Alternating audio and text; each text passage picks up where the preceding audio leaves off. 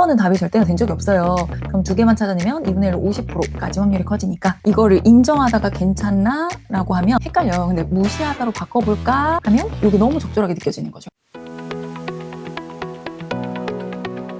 여러분 안녕하세요. 오늘은 2등급 달성을 위해서 공략해야 할 3점짜리 문제 중에서 어휘 유형 접근법을 공부해 볼 건데요. 일단 지난 영상을 통해서 2등급 달성 전략부터 꼭 배우고 와주시고 주제 제목, 순서 삽입 영상도 앞 뒤로 있으니까 순서대로 공부해 주시면 좋겠습니다. 여러분 어휘 유형을 자꾸 단어를 잘 모른다는 생각에 시도조차 안 하려는 친구들이 많아요. 작년에 제 학생 친구 하나를 가르쳤는데 이 친구가 3등급이 목표였거든요. 어휘 수준이 그냥 높지 않다 보니까 자꾸 어휘 유형 자기 못하겠다고 해서 버리는 문제 유형 중에 하나였는데 제가 그래서 어떻게 보는지 보여주면서 설득을 하니까 결국 수능 직전에 마무리 수업에서 그럼 자기가 다른 문제 풀 거 더 이상 없으면 한번 시도를 해보겠다 그랬어요. 작년 수능이 무지 어려웠잖아요. 이 친구가 제 말을 기억을 하고 어휘 문제를 풀어서 맞춰서 기본 쪽에 대학 업그레이드를 시켰던 이번에 2번이 답이라서 부진장 틀렸죠?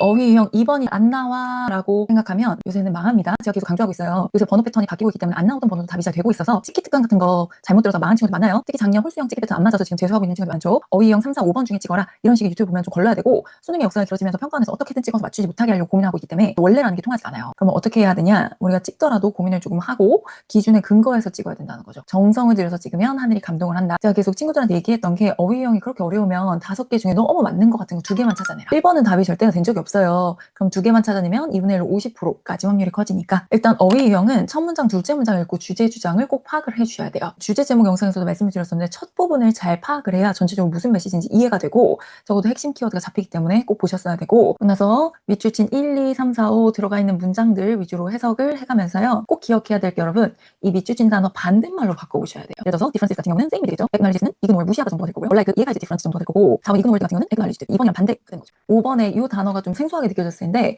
함께 카테고리화진다. 그러니까 함께 분류가 된다는 뜻이에요. 이 같은 경우는 맥락에 따라서 좀 다르게 봐야 되는 부분이 있어서 자 그러면 문제에 적용을 해볼게요. 당신이 개념화하고 분류짓고 이름을 붙일 때마다 당신은 abstract이라는 거 지금 동사자를 쓰였으니까 추상화하다라고 해서 해줘야 되겠죠. 얘가 이제 개별적 특성들이란 뜻인데 개별적인 특성들을 추상화해서 제거해버린다. 첫 문장 2-3번 읽어봐야 이게 이해가 된다고 했죠. 첫 문장을 잘 파악을 못하면 아래에서 갈수록 더 미해지기 때문에 다시 한번 분류하고 이름을 줄 때마다 당신은 그 특수성으로부터 추상성을 제거해버린다. 다시 한번 개념화 분류하고 이름을 줄 때마다 당신은 특수성으로부터 추상화를 해버린다. 가장 중요한 단어로 abstract away, 추상화해버린다. 분류와 추상성 뭐 이런 정도를 키워드를 캐치를 할 수가 있게 되는 거예요. 그러면서 뒷문장 보세요. 픽처를 상상하다는 뜻이에요. 데이지하고 클로버 꽃들을 상상해보래요. 잔디밭에 있는 those for ordinary nouns.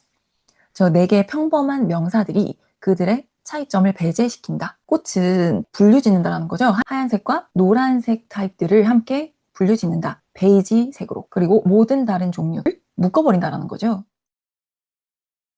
그럼 alonei라는 거는 다양한 잔디와 모든 잔디가 아닌 식물들을 존재하는 모든 식물들을 어쨌든 인정한다.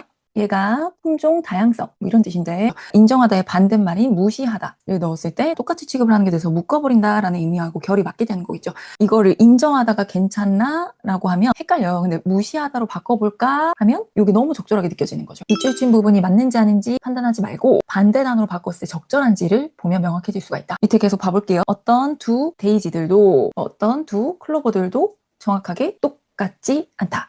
조심하셔야 될 게 여러분 앞에 노가 있었기 때문에 동사를 부정을 해주셔야 돼요. 그래서 똑같지가 않다라고 생각을 해주셔야 되기 때문에 얘는 이 문장만 떼어놓고 봐도 너무 그대로가 맞잖아요. 이런 걸 찍으면 안 된다는 거예요. 대부분의 실용적인 목적들을 위해서 차이들은 무시될 수가 있다. 괜찮지 않아요?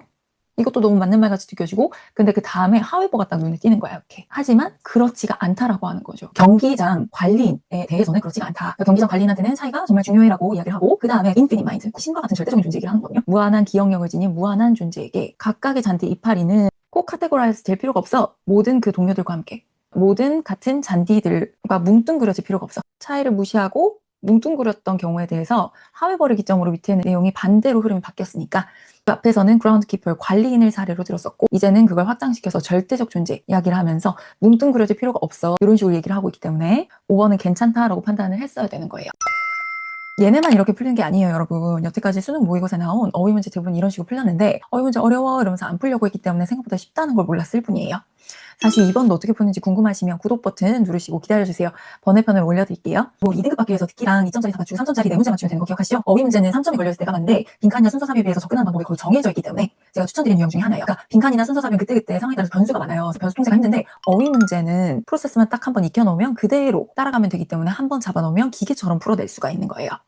자, 오늘 배운 거 적용해 보시면서 궁금한 점 있으면 댓글 달아주시거나 문자로 문의해 주시고요. 수능 유형별 접근법 계속 배워보고 싶으시면 구독, 알림 설정 잊지 말아주세요. 감사합니다.